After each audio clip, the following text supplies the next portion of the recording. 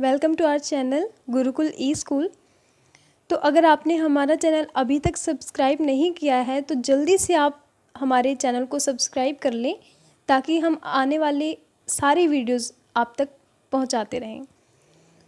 हम कंटिन्यू करते हैं ह्यूमन डाइजेस्टिव सिस्टम से। लास्ट लेक्चर में हमने स्टमक तक किया था और इस लेक्चर में हम स्मॉल इंटेस्टाइन से स्टार्ट करते हैं। तो स्मॉल इंटेस्टाइन भी एक हमारे ह्यूमन एलिमेंट्री कैनाल का एक पार्ट है जो कि एलिमेंट्री कैनाल में सबसे लॉन्ग माना जाता है। तो from stomach now food enters into the small intestine. अब स्टमक में जो भी होना था वो होने के बाद जो भी फंक्शन होने थे इन जूसेस के साथ मिक्स होना था, मिक्स होने के बाद अब फूड कहाँ पे जाएगा? स्मॉल इंटेस्टाइन में। The food which is release from stomach is called crime. अब जो स्टमक से फूड स्मॉल इंटेस्टाइन के में आता है उसको काइम बोला जाता है क्योंकि वो काफ़ी सारे जूसेस से मिल जाता है, तो इसलिए उसको काइम बोलते हैं। तो स्मॉल इंटेस्टाइन को जैसे कि मैंने बताया है आपको कि स्मॉल इंटेस्टाइन को लॉन्गेस्ट पार्ट माना जाता है एलिमेंट्री कैनाल का, जो कि एक कॉम्पैक्ट स्पेस में फिट होती है क्योंकि है तो वो लॉन्ग सबसे, चाहे उसको स्मॉल इंटेस्टाइन बोला जाता है पर होती ये लॉन्ग है एलिमेंट्री कैनाल में, और इसको एक छोटी सी जगह पे फिट होना होता है, इसीलिए ये काफ़ी कॉइल्ड होके फिट होती है काफ़ी कॉम्पैक्ट स्पेस में। उसके बाद है its length depends upon the food which the animals eat. मतलब इसकी जो लेंथ होती है ये हर एक एनिमल हो, ह्यूमन हो, किसी के अंदर भी हार्बीवोर, कार्निवोर, ये अलग अलग मैन के अकॉर्डिंग अलग अलग इनका जो साइज़ होता है इसका स्मॉल इंटेस्टाइन का वो डिफ़र करता है। अगर जैसे हर्बीवोर की एग्जांपल ले लें, हर्बीवोर ग्रास खाते हैं तो ग्रास को जो डाइजेस्ट, ग्रास में जैसे सब्सटेंस होता है सेलुलोज, अब सेलुलोज को डाइजेस्ट करना बहुत मुश्किल होता है, तो इसलिए जो स्मॉल इंटेस्टाइन है हर्बीवोर्स में लॉन्ग होती है। और दूसरी तरफ देखें हम कार्निवोर, तो कार्निवोर जो होते हैं उन मीट खाते हैं तो मीट को डाइजेस्ट करना इजीली होता है as compare to grass cellulose, तो इसलिए मीट डाइजेस्ट करना इजी होता है, तो उनके अंदर जो स्मॉल इंटेस्टाइन होती है वो थोड़ी सी छोटी होती है, मतलब उनका जो साइज़ है उसका वो स्मॉल होता है। तो इसीलिए कि स्मॉल इंटेस्टाइन जो है वो उसका साइज़ जो है डिफ़र करता है। उसके बाद इम्पॉर्टेंट बात ये आती है कि जो स्मॉल इंटेस्टाइन है ये एक ऐसी साइट है जहाँ पे कार्बोहाइड्रेट्स, प्रोटीन्स और फैट्स की कंप्लीट डाइजेशन होती है। और कंप्लीट डाइजेशन किसकी हेल्प से होती है? जो लीवर या पैनक्रियास से जो भी सिक्रीशंस होती हैं, जो भी जूसेस सिक्रीट होते हैं, उन जूसेस से मिलकर जो कंप्लीट डाइजेशन कहाँ पे होती है? स्मॉल इंटेस्टाइन में। फिर उसके बाद बात आती है बाइल जूस। बाइल जूस कहाँ से सिक्रीट होता है? सबसे पहले हमें ये जानना ज़रूरी है। बाइल जूस गाल ब्लेडर से सिक्रीट होता है। गाल ब्लेडर कहाँ पे होता है? लीवर में। और एक और बात कि जो लीवर है, गाल ब्लेडर तो सिक्रीट कर देगा बाइल जूस, पर स्टोर कौन करता है? बाइल जूस को स्टोर कौन करता है? वो होता है लीवर। लीवर स्टोर करता है और जो गाल ब्लेडर हैं वो सिक्रीट करते हैं। ये छोटी छोटी चीज़ें होती हैं जो कि इम्पॉर्टेंट जानना ज़रूरी होता है। ये आपके 11th-12th में ये काफ़ी चीज़ें काफ़ी मतलब बारीक से दी जाएंगी, तो आप इसलिए मैंने आपको बता दिया कि छोटी छोटी चीज़ें जान लेना ज़रूरी है। तो बाइल जूस का काम क्या होता है?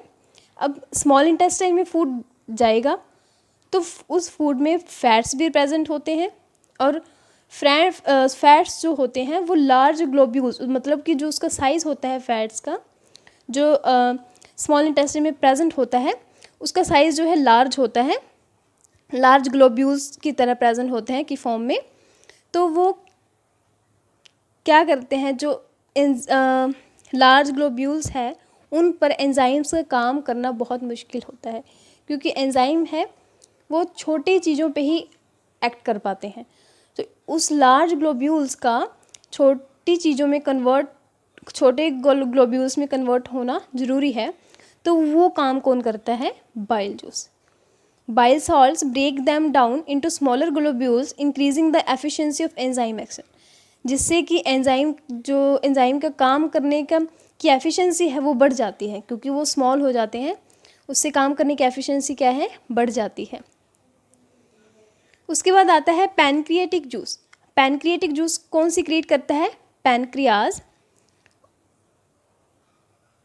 पैनक्रियाज क्रिएट करता है। It contains enzymes like trypsin. और इस जूस में क्या होता है? एंजाइम्स होते हैं, हर एक जूस में एंजाइम होते हैं जो कि फूड को ईजिली डाइजेस्टेबल बनाने में हेल्प करते हैं। तो इनमें एंजाइम्स होता है ट्रिप्सिन। पैनक्रियाज से जो जूस निकलता है पैनक्रियाटिक जूस, उसमें एंजाइम कौन सा होता है? ट्रिप्सिन, जो कि किसकी डाइजेशन में हेल्प करता है? प्रोटीन्स और लाइपेज की। जो कि ये क्या करता है? प्रोटीन्स और लाइपेज, ताकि ये इमल्सिफाइड फैट्स को ईजिली ब्रेक कर दे। अब इमल्सिफाइड फैट्स क्या होता है? जो हमने ऊपर पढ़ा कि जो बाइल साल्ट्स हैं लार्ज ग्लोब्यूल्स फैट्स के, उसको स्मॉलर ग्लोब्यूल्स में कन्वर्ट करते हैं। वो स्मॉलर ग्लोब्यूल्स में जब कन्वर्ट हो जाते हैं उसको हम बोलते हैं इमल्सिफाइड फैट्स। अब उन पर कौन एक्ट करता है?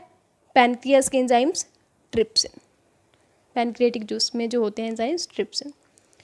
उसके बाद है कि the walls of the small intestine contain glands which secret intestinal juice.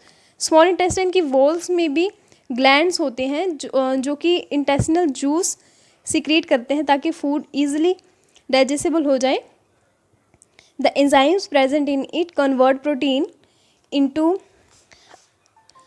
Amino acids, complex carbohydrates into glucose and fats into fatty acids and glycerol। और जो एंजाइम होते हैं, जो इंटेस्टिनल जूस हमने पढ़ा कि स्मॉल इंटेस्टाइन के अंदर ग्लैंड्स होती हैं जो कि इंटेस्टिनल जूस सीक्रेट करती हैं। उन जूसेस में एंजाइम्स प्रेजेंट होते हैं जो कि प्रोटीन को अमाइनो एसिड्स में कन्वर्ट करते हैं, कार्बोहाइड्रेट्स को ग्लूकोज में, फैट्स को फैटी एसिड में एंड ग्लिसरॉल में। उसके बाद आता है विलाई। अब विलाई क्या होती हैं? स्मॉल इंटेस्टाइन के अंदर छोटी छोटी फिंगर लाइक प्रोजेक्शंस होती हैं काफ़ी सारी, उनको बोलते हैं विलाई। और इनका काम क्या होता है? इंक्रीज़ द सरफेस एरिया, ताकि अब जो फूड को एब्जॉर्प्शन करनी है, फूड से विटामिन्स लेने हैं, मिनरल्स लेने हैं, उसको एब्जॉर्ब, उसके लिए ये सरफेस एरिया इंक्रीज़ करती है ताकि एब्जॉर्प्शन ज़्यादा से ज़्यादा हो। Villi takes absorb food to each and every cell of the body. जो फूड एब्जॉर्ब करते हैं उससे जो मिनरल्स और विटामिन्स होते हैं वो पूरे सारी बॉडी में बांटती है। जैसे कह सकते हैं हर एक सेल को चाहिए होती है तो हर एक सेल तक पहुंचाती है, जहाँ से और जहाँ पर फूड फिर लेके जाती है और सेल तक पहुंचाती है। और वो सेल जो होते हैं वो एनर्जी, उससे एनर्जी बनती है, उसको यूटिलाइज़ करके उस फूड को, एब्जॉर्ब्ड फूड को, और फिर उससे क्या होता है? न्यू टिश्यूज़ बनते हैं, न्यू सेल्स बनते हैं। अगर सेल कोई रिपेयर होने वाला है उससे रिपेयरिंग हो जाती है। तो विलाई का ये काम होता है सबसे इम्पॉर्टेंट कि वो सरफेस एरिया को इंक्रीज़ करती है एब्जॉर्प्शन के लिए। उसके बाद लास्ट आता है लार्ज इंटेस्टाइन। अब जो अनएब्जॉर्ब्ड फूड होता है स्मॉल इंटेस्टाइन से निकलकर वो लार्ज इंटेस्टाइन में एंटर होता है। अब जितना भी स्मॉल इंटेस्टाइन अब्जॉर्ब कर सकती थी उसने कर लिया, अब काम किसका है? लार्ज इंटेस्टाइन का। So unabsorbed food is sent into large intestine where water is absorbed.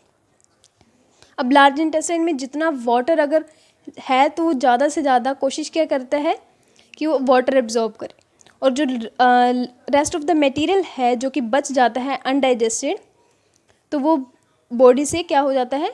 Remove हो जाता है। किसके थ्रू? एनस के थ्रू।